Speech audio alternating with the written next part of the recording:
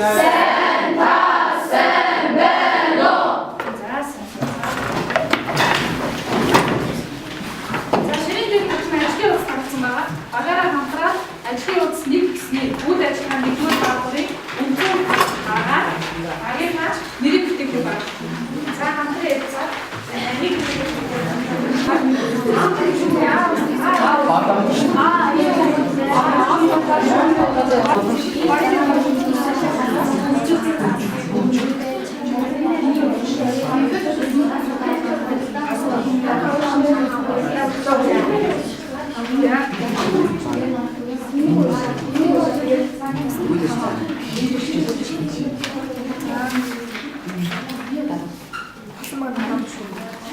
за танаа багийн нэг дугаартай гişүн уушаа. Өгцөн хаараашаа.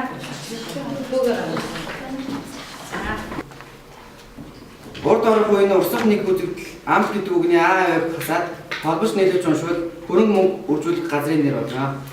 Манай багийн нэр бодлоо Голомт банк. Голомт гэсэн нэр авах юм тийм. Тэгэхээр өнөөдөр танаа холбоод Голомт банк. Голомтын баг. За дараагийн. Мөр лүгтэй хариуцлыг авчлаа тариалахын бие асуулаад төврөг манай хүрээ Хүрээ гэсэн үг байсан тийм. За тэгвэл танаа хүрээ гэсэн баг тийм. За дараагийн. эхлээд дуусгаад нэмэх хэсэг эмчийн хэсэг хэвчүүлээд харуул нэгэн байгууллага тэр бол хасбар. За хас гэсэн үг байна тийм ээ. За Эхний үг нь 8 гэсэн үгтэй утга барьсан. Дараагийн үг нь дэвшиж дээшлэгийн илэрхийлс үг. Эвлүүлж уншвал мөнгө хадгалдаг нэгэн газрын худалдаа үг. за худалдаа өгч гэсэн үг тийм. За Эхний үеийн нэг хэсэг нэгэн байгууллагын хаан гэсэн үг байна тийм. За тэгэхээр сая бид нар ямар үг хийч вэ? Ямар үг вэ хаасан? За тэгэхээр өөр хэлэх юм бол одоо хаан банк, голомт, худалдаа өгч төрийн банк, хас банк гэх тийм ээ. Тэгэхээр эдгээр чинь ерөнхийдөө ямар үйл ажиллагаа болдог вэ? Шүүхтэй ямар байгууллага авах нь? Ямар байгууллага авах нь? Үйлчлэгээ. Тэгэхээр өнөөдөр бид нэр банкны үйлчлэгээ. Банкны байгууллага шүү дээ тийм ээ. За банкны үйлчлэгээ.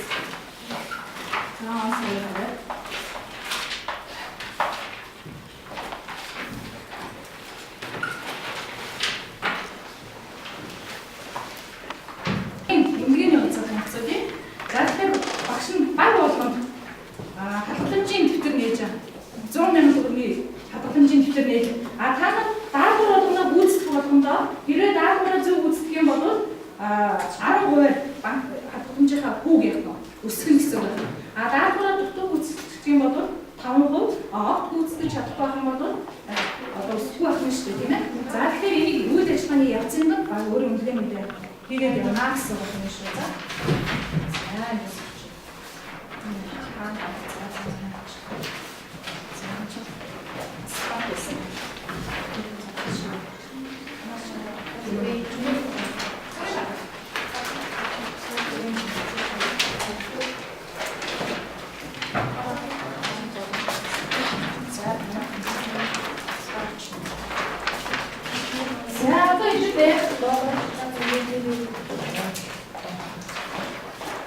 За хот шинжлэх үйл ажиллагаа ажлын үсгийн хоёр даалгавар байна.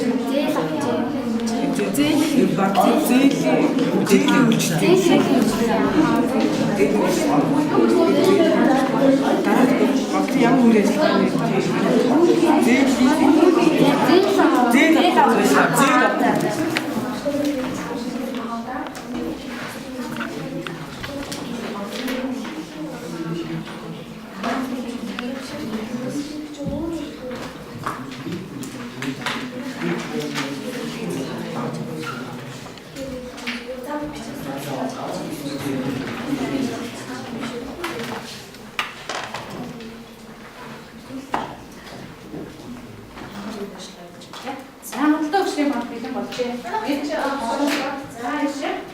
Бүрийн багтхан бэлэн болсон байна тийм. За тэгэхээр одоо 2 дугаар даалгавар бол бид нар юу шинжлэх хэрэгтэй байсан бэ? За тэгвэл багийн 2 дугаар гишүүдүүд хариулаад явна гэсэн үг шүү. За энэ удаа болохоор хаан багнаас хичэв. За хаан баг. Одны аав сар бүр цалингаас 100,000 төгрөг. Түүний нэрээр банкнд хадгалагдав. Асуулт нь юу байсан? Дараах тохиолдлыг уншаад банкны ямар үйл ажиллагаа болохыг тодорхойлж бичнэ. За тэгэхээр сая танад ямар үйл ажиллагаа байсан? Хадгаламжийн үйл ажиллагаа байна тийм ээ? За дараа нь бодлого өгч юм байна. Дараах тохиолдлыг уншаад банкны ямар үйл ажиллагаа болохыг тодорхойлж бичнэ. Баярын аваач хойд парк зам хараад 3 өрөө байр аваад банкнаас 8% зээл авчээ. Энэ зээл авах. За банкны зээлийн үйлчлэг явуулсан байна шүү дээ тийм ээ? За сайн байна. За За багтаа цаа бүрдшээд араас үйлчлэг хэлбэрийг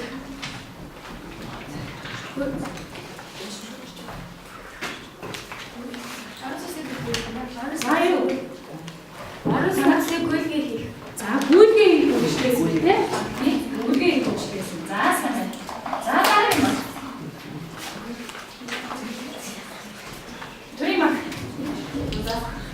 Дараах тохиолдлыг уншаад банкны ямар үйл ажиллагаа тодорхойлж бичнэ. Хэрэв банкны гол тохиолдлыг банкны хөрөмжөөр визтэй үйлчлүүлсэн зэрэг хөрөг оронтын зээл олгох гэсэн. Энэ болохоор зээлийн За өөр нэг юм бол бас банкнаас явна. Одоо зээлийн үйлчлэг явуулсан байна шүү дээ. За дараа юм. дараах тохиолдлыг уншаад банкны ямар үйл ажиллагаа болохыг тодорхойлж бичнэ. Оюутан сарын дээш нь өчигдөр сургуулийн төсвийн 150,000 төгрөг банкар шилжүүлжээ. Энэ нь гүйлгээ. За гүйлгээ хийх буюу мөнгө яасан. Мөнгө шилжүүлэх гэсэн баг байна тийм ээ. За зөв. За бас баг хэлсэн үү? За тэгэхээр бид нар бол сая үндсэндээ юу тодорхойлсон? Юу шинжилсэн? Банкны ямар үйл ажиллагаанууд явуулах юм бэ гэж тийм. За тэгэхээр банк гэдэг байгууллагч юу хийх юм бэ?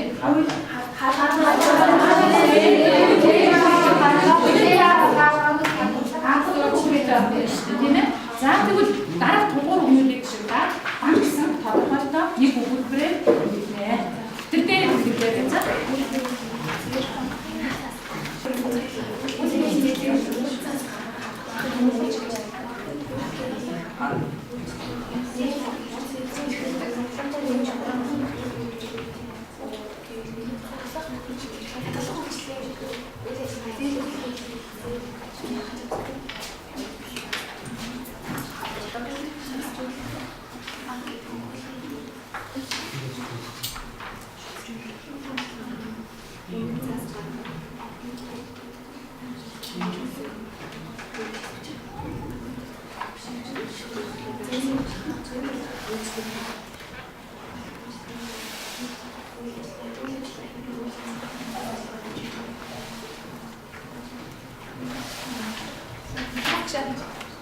За смотря. За тийм багнаас. За тэгэхээр за цогцолгийн тодорхойлт хийсэн. Банкнд гүйцэн нэг цаас гаргаж хадгалах зээл олох үйлчлэгийн байгууллага юм. За зөв. За өгшөө энэтэй ойлгож тодорхойлт хийсэн байна. За баяр энэ жишээ. Банкнд гүйцэн хийх зээл олох үнэт цаас гаргаж хадгалах үйл ажиллагаа хийж байгууллага юм аа тийм ээ. За тэгвэл хэдүүлээ харъя. Сандны жишээ нь оо. Тийм ээ. За тэгэхээр банкнууд хэдүүлж ямар үйл ажиллагаа явуулдаг юм бэ? Мөнгөийг хөрөнгөсөн зээлдүүлэх хөрөнгө оруулалтыг үйлчлүүлэх Бидний амттай байгууллагыг багцаах. Онцгой байгууллага тийм ээ. За таны тодорхойлолтод хэмжиж жишээ нь. За маш сайн тодорхойлолт маш онцгой гаргасан байна. За гурав үйл ажиллагаа 3 ажлын үндсний нэг. За сахин шинжлэх байгууллага байгаа. Манай цааш байгууллага.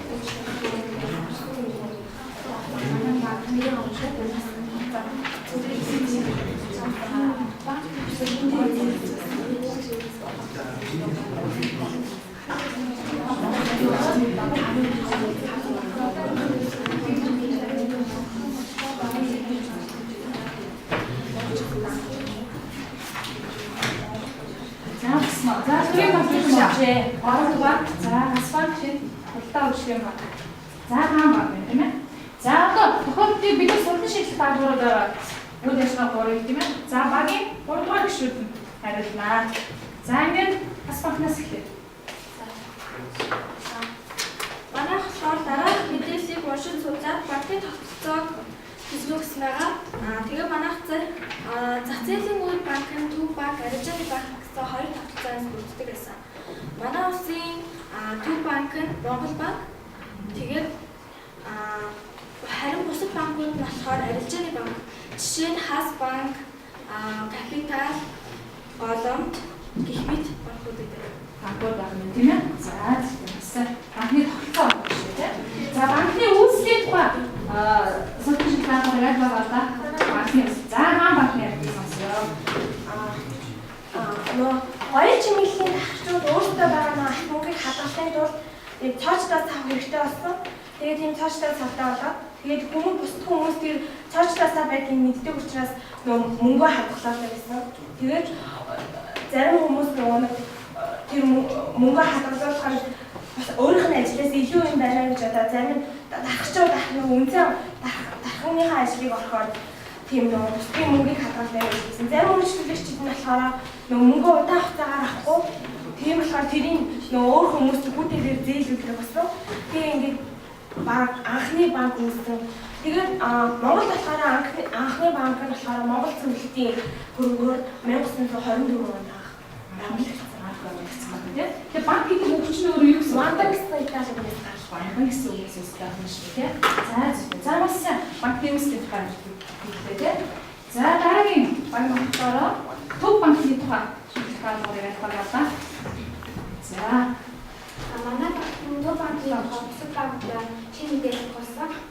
Төв банк нь төрийн үнийн банкай инфляцийг бууруулах, үн ханшийг тогтворуулах мөнгөний нийлүүлэлт үнэн цаасны нээлттэй зах зээлийг явуулах зэрэг нийт засгийн эдийн засгийн мөнгөний бодлогоор дамжуулагдаж байдаг санхүү эдийн засгийн төв төрийн банк.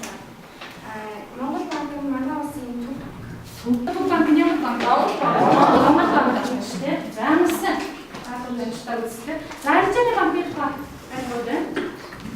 За хоног дараагийн мэдээллийг уншиж судлаад Арижаны банкын тухай бусад банкудтай шинэ мэдээллийг барьж өгнө. Арижаны банк нь иргэд ба аж ахуй нэгж байгуулах шүүд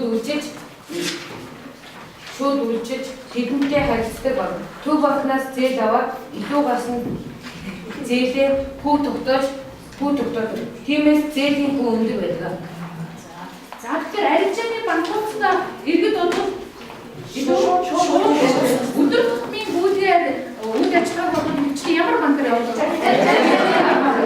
За танай банкуд жишээлбэл Хас банк, Төрийн банк, Голомт банк, Улдаан Өчтийн банк, Хаан банк гэдэг эдгээр банкуд чинь ямар банкаар явуулдаг? Банкуд. Түрүүний мэдээлэлсэн та нарын төр бүрийн үйлчлэгээ чинь юугаар дамжиж явуулдаг юм бэ? Манай Арижаны банкаар явуулдаг юм шүү дээ, тийм ээ? За амсаа. За та банкны хадгаламжийн тухай Төрийн банк. Дараа мэдээллийг уншиж судлаад банкны хадгаламжийн тухай бусад байгууллагын шинэ мэдээллийг тавьж өгнө гэсэн байгаа. Хадгаламжийн гэрээгээр хадгалагч буюу мөнгө эзэмших шийтгээд тодорхой хугацаатай болон хугацаагаар хадгалуулах тохирсон гэрээс заасан мөнгийг бас хадгалуулж тодорхой хэмжээний хүүтэйгээр тохиролцсон хэмжээний хүүтэйгээр эргүүлэн олох үүргийг харилцан хүлээдэг байгаа. Тэгээ банкны нэг гол өгчтэй одоо би байна. банкны хадгаламжийн чухалс юм байна шүү дээ, тийм ээ. За багууд амжилттай даалгавар үүсгэсэн учраас багийн үндэгээ ярих нь тавина. Өөрөөр танаа хадгаламжийнхаа бүх өсгөх боломжтой байна шүү дээ, тийм ээ. За дараагийн үйл ажиллагаа 4 байж байна, тийм ээ. Ажлын үйл нэг дээр байж байгаа. За тэрийг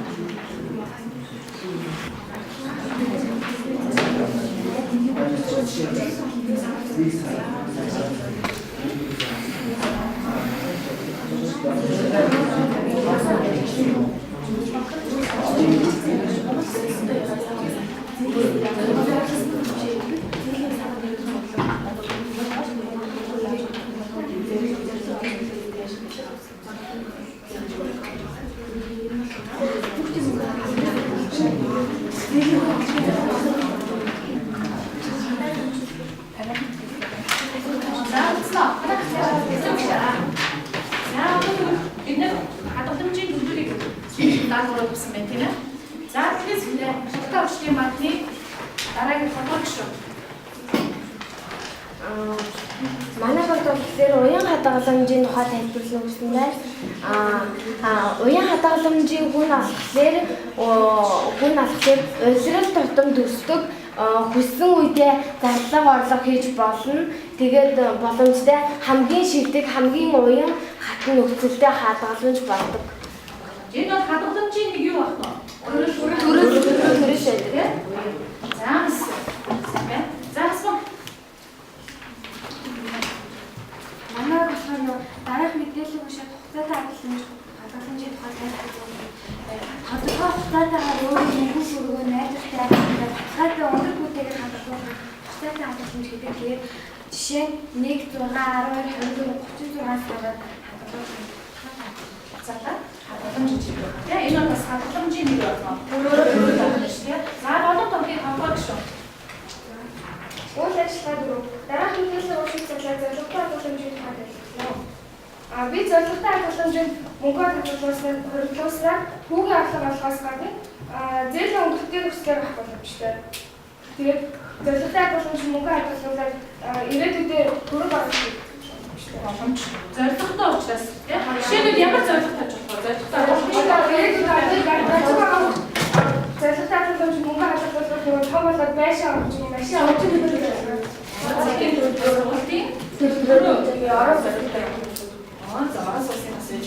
Тэгэхээр ирээдүйд хэрэглэх зорилгоо хадгалах цааш хэмжээний зорилготой давтах юм биш. За сайн. За тэрийг бодчих. Өөрөөр хэлбэл дараах мэдээлэл уншсан бүгдийн мөнгө хадгаламжийн сайн байна. Монголын засгийн газраас тэгээс 18 насны хүүхдүүд сард бүр 20,000 төгрөг олгох.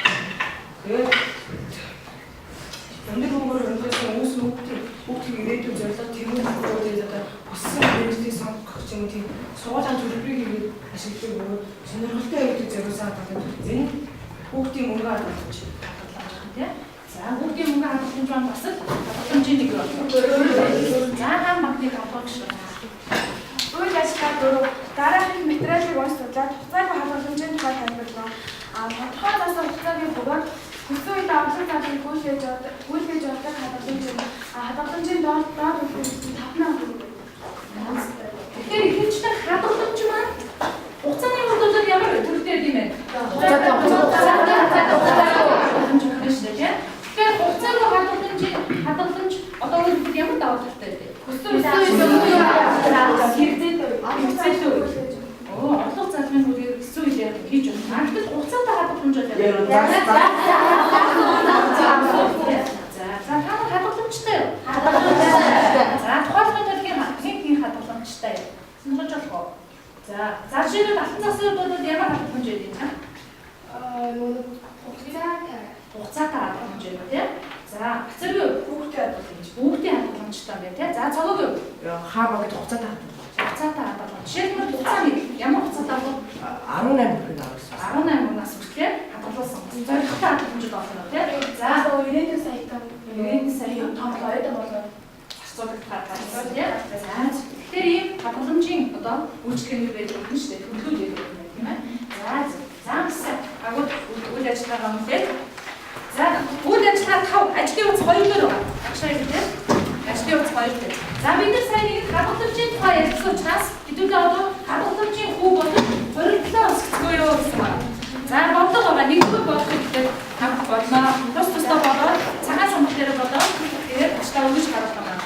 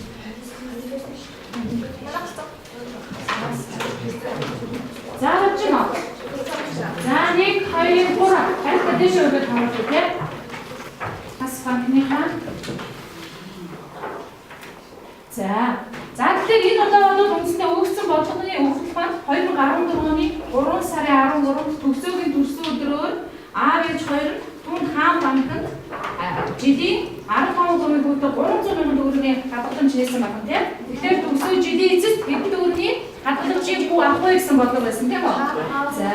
За жилийн эцэст үндсэндээ хадгаламжийн хүү хэдэн төгрөг байсан? 45,000. Жилийн эцэст хэдэн төгрөгтэй болсон бэ? 45,000 төгрөгтэй болсон байна шүү дээ тийм ээ. За тэгвэл бодлого 2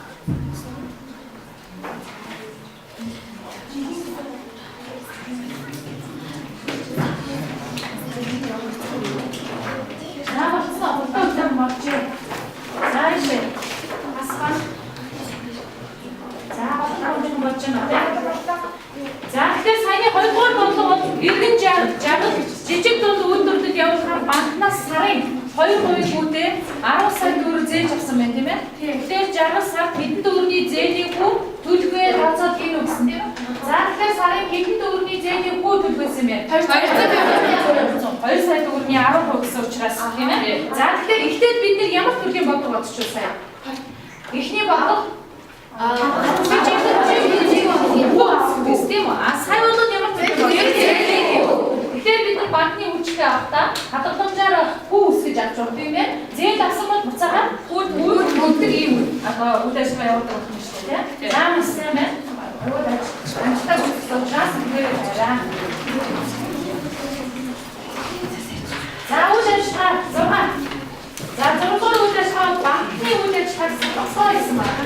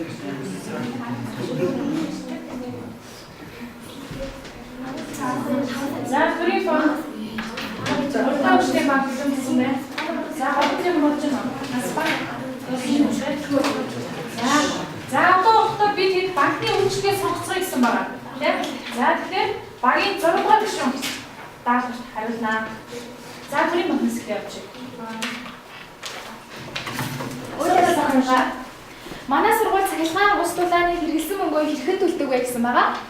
Бид нар болохоор ингээд энэ сургуульд өнгөө суралцдаг. Тэгээд манай эцэг их болохоор цалин аваад татвар төлдөг байгаа улстай. Тэгээд төлсөн татвар нь болохоор улсад очиод манай сургуульд ингээд хөрөг оруулалт хийгээд цахилгаан ус дулааны хэрэгэлсэн мөнгөө хэрхэн төлдөг вэ гэж байгаа. Тэмдгээр нь болохоор дахны цахилгаан станц болон ус суваг дахин дулааны сүлжээтэй гэрээ хийгээд тэгээд усаас мөнгө төлөвдөөс тэгээд мөнгөнийг төлдөг байгаа. Төлөөдөө хаанаас төлдөг? Яаж төлдөг? Банкар төлдөг. Банкар амжуулж байгаа. Үйлчлэг нэгддэг байна шүү дээ, тийм ээ. Тэгэхээр энэ бол үйлчлэгийн нэг чиг. Үлгээ үйлчлэг байна шүү. За хамт банкны зөвлөгөө шүү. Танаа аав ээж өвөө эмээ цалин болон тэтгэрээ хаанаас авдаг вэ? Яагаад? Банкнаас авдаг ард түмэн давтар болон цалин эргээд татврын биднээс төрдөг. Цалин биднээс аав ээж. За асуу. танах гэр бүлийн банкд өнгө хадгалж болж ямар банк хадгалж болох вэ? Яагаад? Арилжааны мөнгө хасбагын яагаад гэвэл хүн өндөр дээрээс хугацааг батлах юм даа. Тэгэхээр нөгөө банкны үйлчлэг банкыг сонгохдоо юуг нь харддаг юм бэ? Үгийг хадгалсан. Мэдээж хадгалж байгаа учраас бас үгийг сонгох нь шүү дээ. Тэгэхээр ямар нэгэн банкаар үйлчлүүлэхдээ бид нар банкны үйл ажиллагаа гэхдээ тэгээд яг стах. Харах нь шүү. Тэгэхээр банкаас судах шаардлагатай байна гэсэн үг. За сайн байна. За удаа үгүй юм. Солонгос улсад ажиллаж байгаа танаа ах гэр бүлийн хэмжээ мөнгө явуулж байна. Юугаар явуулах яагаад?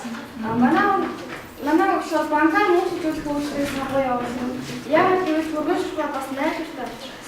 Учраас тэгэхээр банкны болоод одоо мөнгө шилжүүлэх энэ үйлчлэгийг бол банкаар одоо бонд байсан ч гэсэн яг шилжүүлэх юм боломжтой байна шүү дээ тийм. Ийм сонголт хийсэн. За хамаа.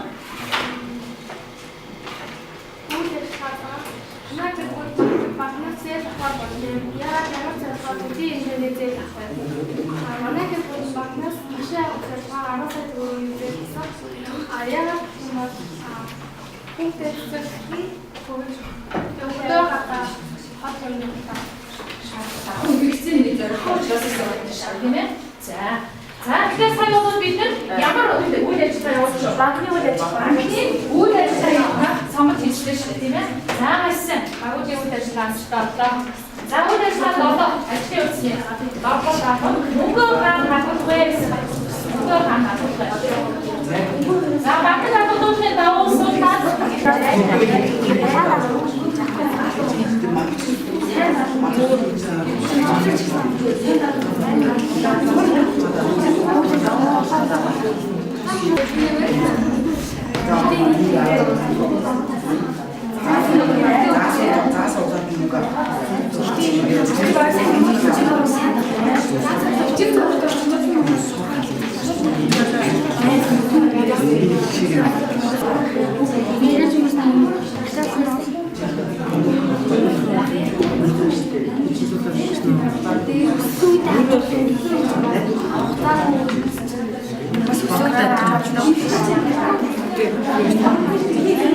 яг шуурхад хамгийн шуурхад гэртээ хаас банк яваа бичгээр тааж. Гэртээ яг төгтөө.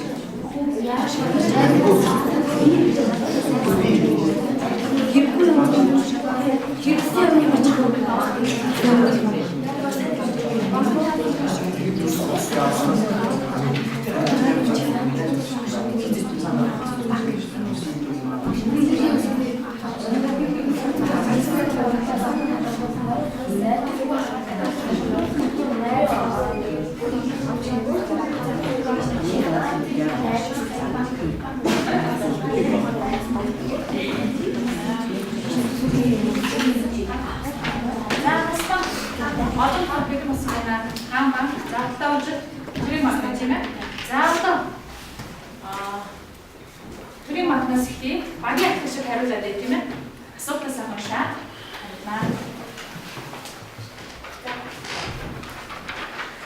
Банкны хадгаламж зээлийн хашаанаас юугаараа ялгаатай болохыг тодорхойлно гэсэн байгаа. Хадгаламж зээлийн хашаан банкнаас ялгаатай болохоор найз нөхөд гэр бүл танил хүмүүсийн нэгдсэн байгуулсан баг бүх санхүүгийн байгууллага. Банкнаас ялгаатай бас нэгэн тал нь болохоор найдвар муутай. Яг гэвэл танил хүн болохоор улсын байгууллага биш болохоор олон нийтийн хэцэдээр явж байгаа. Хин үйлчилж байгаа. өөрсдөө шүүцтэй үйлчилж байгаа тийм аа. Банк бол ганцхан тэгэхээр банкны хэрэглэгч ганцхан иргэд авах. Өөр юу гэдэг вэ? Бид байгууллагууд байна шүү дээ. Тийм ээ жишээлбэл манай сургууль бол банкны хэрэглэгч мөн аа. Чоныг байгууллага иргэдэд үйлчдэг болно шүү дээ. Тийм ээ. За сайн байна. За гол банк. мөнгөөртэй хадгалсан сул талыг тодорхойлж байна. Мөнгөөртэй хадгалсан хүүгүү хүү болгоно мөнгө нөхөх боломж байх уу? Найдваргүй тэгээд өөртөө хэрэггүй зүйлстэй өөрөх магадлал өндөртэй байж гэхдээ хадгалаад байв тийм ээ. За тэгэхээр мөнгө хадгалаад өсөхгүй байх юм шиг тийм үү? За за асуух. Мөнгө банкнд хадгалсан суултаад гэсэн. Тэгээд банкын хугацаатайгаа хадгалах юм гэдэг.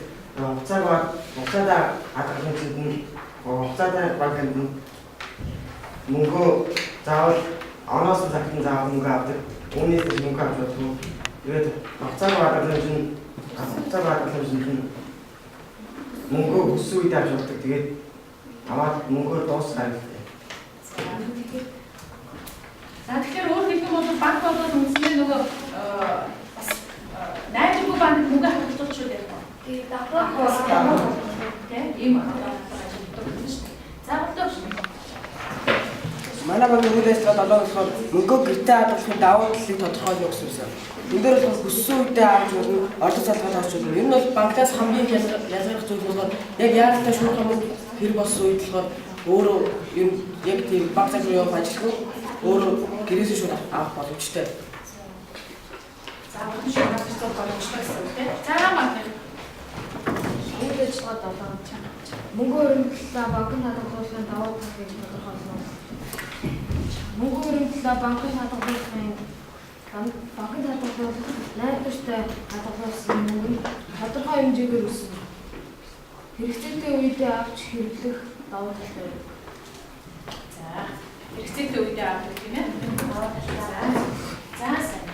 За тэгэхээр бидүүний өнөөдөр ямар зүйлийн тухай үзэж байна? За тэгэхээр банкны ямар үйлчлийн тухай үзье? За сархоо. За ямар үйлчлийн тухай үзэж байна? Үйлдвэрийн хадгалах зээлийн Зээлийн үйлчлэгээний тухай үзье. За өшөө бид нар өөр юуны тухай судалж байна? За бид юуны тухай судалж банкны үйл ажиллагааны тухай. Өшөө банкны давуу Шо банкны зооны тухай хэлсэн. Рупа арчааны банкны тухай гэсэн тийм ээ. За энэ зүйлийг үз. За тэгэхээр бид өнөөдөр үзсэн мэдээ. Түүнээд yes no гэсэн үгний ажиллаа хийе. За тэгэхээр yes no гэсэн тэмдэглэлүүд байгаа. За тэгэхээр багш нь эндээс өгөгд миний өгч байгаа гэрээ буруу байв? За ихний дадлага. За төв банк нь улс орны мөнгөний бодлогыг зохицуулдаг гэсэн үг тийм. Yes гэсэн үг. За багууд бас бие биенээ давхар хэмжээ гэсэн. За yes ах. За тэгвэл банкны хадгаламж зөвхөн хугацаатай байдаг. За банкны хадгаламж ямар байдаг? Хугацаатай байсан тийм үү? Иргэд арилжааны банкудад мөнгө хадгалуулаад урт болон богино хугацааны зээл авдаг гэсэн байна. Өөрөөр иргэд арилжааны банкуд мөнгө төв банкнд хадгалуулах нь. За. Банкнд төв арилжааны гэсэн хоёр тогтолцоотой. Yes. Монгол улсад анхны банк 90 он байгуулагдсан. No. За сайн. Мэдээ сартаа нураа. За тэгэхээр өнөөдөр бидний хичээний маань зорилго юу байсан юм бэ?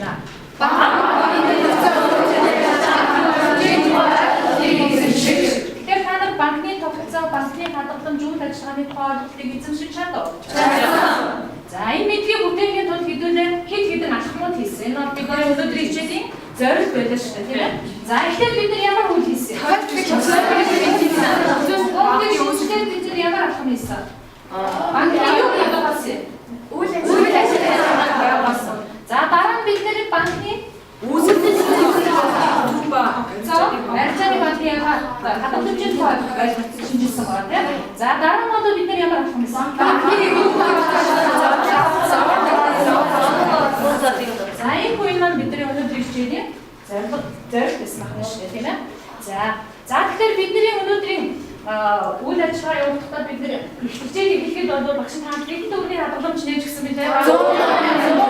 За танаа баг хэдэн төгрөгт олсон байна? За хамаа хэдэн төгрөг? 170 мянга гэсэн юм байна. Бодлоо шүү. 180 гэсэн юм. Хасбар 170. За 170 төгрөг. 170 мянга. 170 мянга гэсэн байна шүү дээ, тийм ээ. За үйл ажиллагаа болгоно тухай ирээд исэн сайн исэн багууд одоо ингээд одоо банкны хадгаламжийн гүн өссөн байна шүү дээ. Тэгэхээр өнөөдөр одоо та нар хичээлээ тэгэхээр сайн уучлаарай. За гэрээ дараа. Ажлын үеийн голомт ороод дахин сайн үйл ажиллагаа явуулсан. Арилжааны банкны зээлийн хадгаламжийн болон хугацаатай хадгаламжийн хүүг нэгдүгээр мэднэ. Хоёрдугаар шинээр ямар үйлчлэгээ явуулах юм бэ гэдгийг олж мэдээд дараагийн хичээлээр бусад багуудаа танилцуулах нэ.